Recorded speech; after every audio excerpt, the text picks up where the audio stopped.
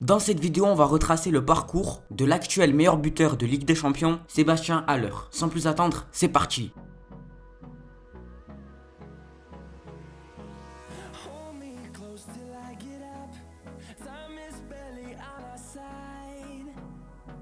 Sébastien Haller est né le 22 juin 1994 d'une mère ivoirienne et d'un père français dans la ville de Paris en France. Sébastien Haller a grandi à Ris-Orangis, une commune située à seulement 20 km de Paris. Il n'a pas seulement grandi seul avec ses parents, mais aux côtés de sa sœur et de son frère. Ayant grandi dans la maison familiale à Ris-Orangis, les parents de Sébastien Haller ont observé le niveau d'énergie élevé de leur fils et l'intérêt pour le sport qui a commencé à l'âge de 3 ans. Au fil du temps, la passion de Sébastien pour le football l'a emporté contre la volonté de ses parents. En voyant le football comme sa véritable vocation, ses parents ont décidé de l'inscrire à des essais dans une académie de football. La passion de Sébastien Haller pour le football l'a amené à l'âge de 10 ans à commencer son parcours footballistique avec le FCO Vigneux, un club local de la banlieue parisienne. Au début de sa carrière, les parents de Sébastien ont joué un rôle très important dans sa vie de footballeur. Il n'a pas fallu longtemps à Sébastien Haller pour faire bonne impression auprès du club. Après 2 ans de jeu avec le FCO Vigneux, le jeune Haller a rejoint une plus grande académie appelée Brétigny Foot. Brétigny Foot l'a rendu populaire et c'est à ce moment qu'il commence à se voir comme une future star. En 2007, son talent et son potentiel en tant que future star le voient changer d'action, rejoignant cette fois l'école de la jeunesse d'Auxerre, un club réputé pour produire de grands joueurs tels que Djibril Cissé, Bakary Sagna, Philippe Mexès et Eric Cantona. Ses performances lors de la Coupe du Monde U17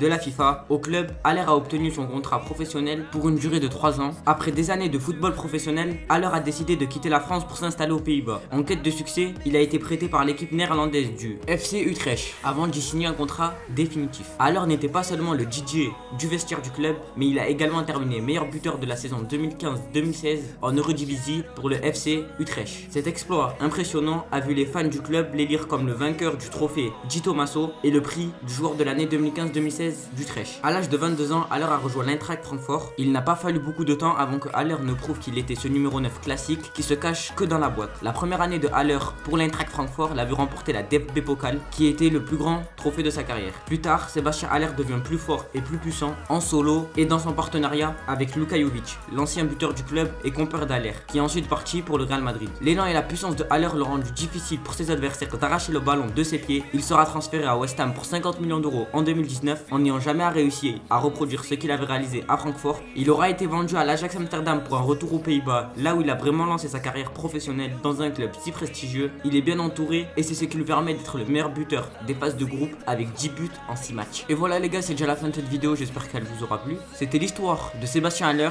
N'hésitez pas à me dire en commentaire si vous avez aimé cette vidéo et dites-moi le prochain joueur que vous voulez que je fasse. Sur ce, on va se retrouver très prochainement pour de nouvelles vidéos. N'hésitez pas à liker et à vous abonner à tous mes réseaux qui sont en description. Ciao!